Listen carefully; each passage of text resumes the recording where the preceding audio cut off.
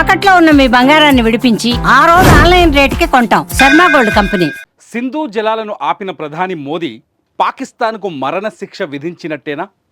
కాదని చెప్పడానికి లేనేలేదు. ఇంకో మాటలో చెప్పాలి అంటే సింధు నీళ్లను ఆపితే చాలు పాకిస్తాన్పై యుద్ధం గెలిచినట్టే. ఎందుకంటే సింధు జలాలు పాకిస్తాన్కు అత్యంత అవసరం. ఇంతకీ సింధు జలాలు ఆగిపోతే పాకిస్తాన్లో ఏం జరుగుతుంది?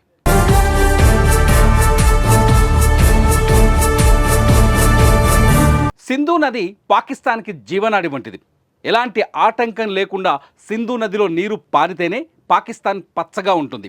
సింధు నదిలో నీరు ఆగిపోతే పాకిస్తాన్లో 80% వ్యవసాయం ఆగిపోతుంది. ఎందుకంటే పాకిస్తాన్లోని 80% వ్యవసాయం కేవలం సింధు నదిపైనే ఆధారపడి ఉంటుంది. అందుకే భారత్ సింధు నది జలాల ఒప్పందాన్ని రద్దు చేయడంతోనే పాకిస్తాన్ తమ గొంతును బలంగా వినిపించే ప్రయత్నం చేస్తోంది. పాక్ ప్రధాని, సైనికాధికారులు, చివరికి లష్కరే తొయ్బాను నడిపించే ఉగ్రవాది హఫీజ్ సయీద్ కూడా ఉక్కిరి బిక్కిరవుతున్నారు. ఒక్క మాటలో చెప్పాలి అంటే సింధు నది జలాలతో మోదీ పెట్టిన గురి పాకిస్తాన్కు ఉరి అనే చెప్పాలి.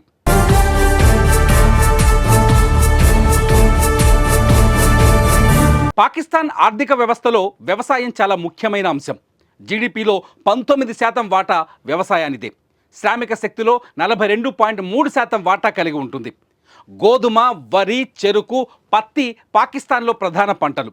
సింధు జలాలు ఉన్నప్పటికీ కూడా పాకిస్తాన్లోని వ్యవసాయ భూములకు 100% నీటి సరఫరా లేదు. పాకిస్తాన్లోని అనేక సారవంతమైన భూములు నీటి ఎద్దడిని ఎదుర్కొంటున్నాయి. సింధు పరివాహక ప్రాంతంలో ప్రవహించే నీటితోనే పాకిస్తాన్లో 80% వ్యవసాయం సాగుతోంది. అంతేకాదు పాకిస్తాన్కు అవసరమైన విద్యుత్తులో కూడా సింధు దాని ఉపనదులపైనే 3 అంతలు ఉత్పత్తి అవుతోంది. ఈ పరిస్థితుల్లో సింధు నది జలాలను అడ్డుకుంటే పాకిస్తాన్కు ఉరి బిగించినట్టే అవుతుంది.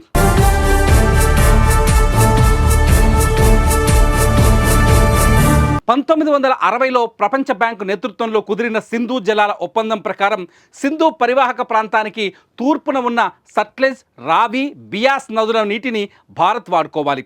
అలాగే పశ్చిమాన ఉన్న సింధు, జీలం, చీనాబ్ నదీ జలాల్లో 80% నీటిని పాకిస్తాన్ వాడుకోవాలి.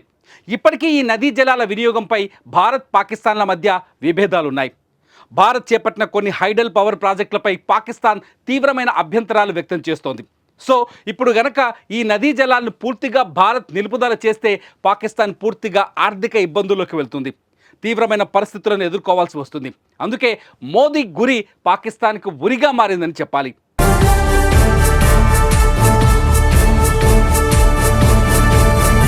సింధు నది ఒప్పందం రద్దయితే భారత్కు ఆ నదీ జలాల వినియోగంపై పూర్తి స్వేచ్ఛ వస్తుంది.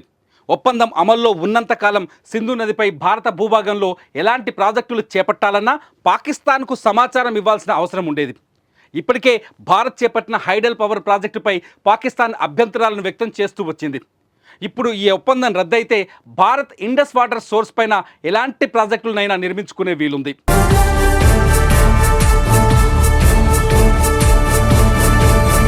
2016లో జమ్మూ కాశ్మీర్లో మిలిటెంట్ల దాడి తర్వాత సింధు నది పరివాహక ప్రాంతంలో రిజర్వాయర్లు, డ్యాంల నిర్మాణాన్ని వేగవంతం చేయాలని భారత్ ప్రయత్నాలు మొదలుపెట్టింది.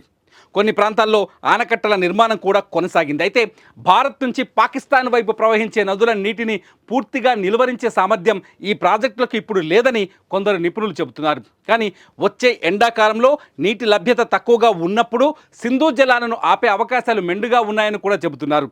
సో రానున్న సమ్మర్లో పాకిస్తాన్కి నీటి కష్టాలు ఎదుర్కోవాల్సిన పరిస్థితి ఉంటుందని అంచనా వేస్తున్నారు.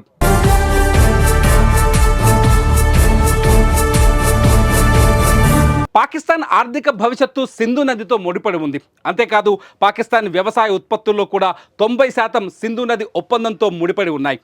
ఇప్పుడు భారత్ తీసుకున్న నిర్ణయంతో పాకిస్తాన్ అటు ఆర్థికంగా తీవ్రమైన ఇబ్బందులకు గురికాక తప్పదు. అంతేకాదు మోదీ తీసుకున్న నిర్ణయం పాకిస్తాన్పై యుద్ధం గెలిచిన దానితో సమానమనే చర్చ జరుగుతోంది. అయితే సింధు నదీ జలాలని ఇప్పటికిప్పుడు ఆపగలిగే శక్తి భారత్కుందా? నిలుపుదల చేయడానికి ఎంత సమయం పడుతుందనేది కూడా ఇక్కడ ఆలోచించాల్సిన విషయం.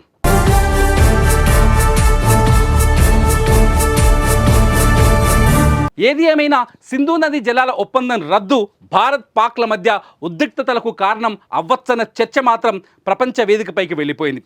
మరి భారత్ ఈ నిర్ణయంపై వెనక్కి తగ్గుతుందా లేదంటే కఠినంగా ఉంటుందా అన్నది ఇక్కడ ఆసక్తికర అంశం.